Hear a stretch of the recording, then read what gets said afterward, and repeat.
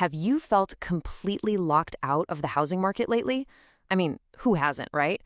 Well, guess what? The game is finally changing. Today, we're going to break down what we're calling the Great Housing Market Reversal. We'll look at exactly why buyers, yeah, you, are back in the driver's seat for the first time in what feels like forever. All right, let's dive in. Okay, let's kick things off with one single number that pretty much tells the entire story right now: 62.2%. So, what is that? That's the percentage of homebuyers who actually paid below the list price last year. And let's be clear, we're not talking about a handful of lucky people. This is a huge majority of all home sales. It's a massive shift. And we're not just talking about shaving a couple $1,000 off the price either. The average discount for those buyers was almost 8%, 7.9 to be exact. To put that in perspective, that is the single highest average discount we've seen in more than a decade. I mean, wow. That right there tells you the power has seriously shifted. So yeah, to put it simply, the script has officially flipped. You know those crazy days of waiving every inspection, bidding insane amounts over asking? They're fading into the rearview mirror. But to really get a grip on how big this changes, we got to rewind the clock just a little bit. All right, so let's rewind. Remember the pandemic frenzy? It wasn't that long ago, right? Record low mortgage rates basically lit a fire under the market, kicking off these insane bidding wars and creating a home buying experience that was, well, it was wild. And when you put the two side by side, the difference is just, it's night and day. Back in 2021, you just expected a bidding war. Nearly half of all buyers, 45%, ended up paying more than the list price. The whole strategy was, okay, let's look for houses way below our budget so we have enough cash to bid way up. Flash forward to today, and negotiations are totally back on the table. Like we said, a huge majority are paying below list. The strategy now? You can actually look at homes that are a little above your budget because there's a real chance you can negotiate the price down. What a change. So what in the world happened? How did we get from that frenzy to this?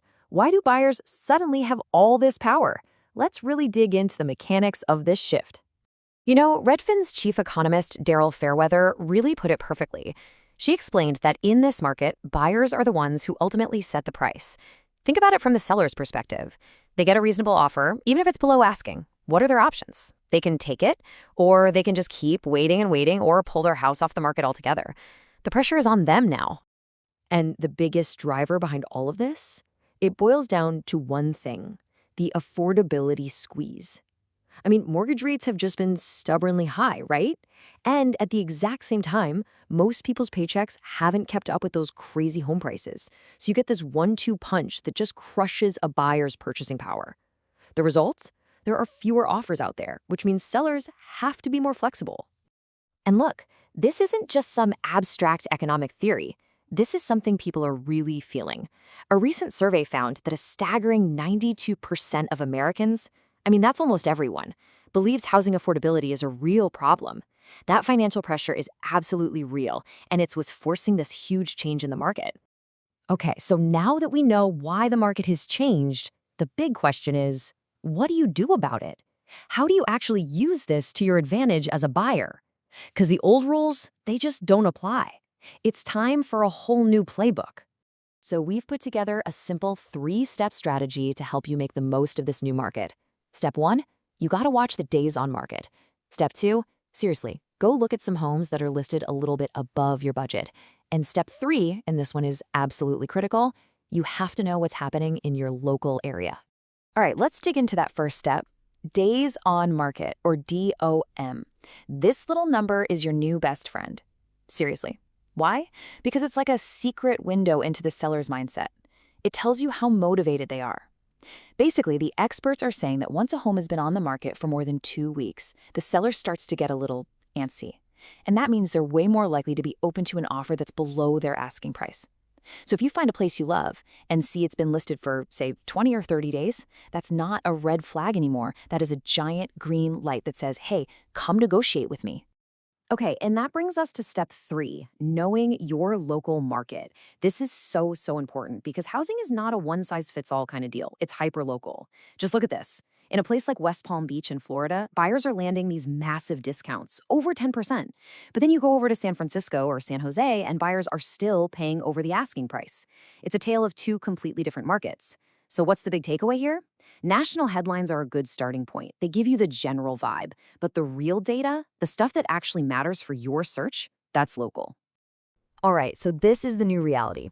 With buyers in charge, what can we expect as we head into the busy spring and summer season? Well, for one thing, you can expect sellers to start being a lot more realistic with their pricing right from the get-go. They saw what happened last year. They know that those super inflated prices just aren't going to work anymore. This is going to be especially true for anyone who's relisting their home after it didn't sell last year.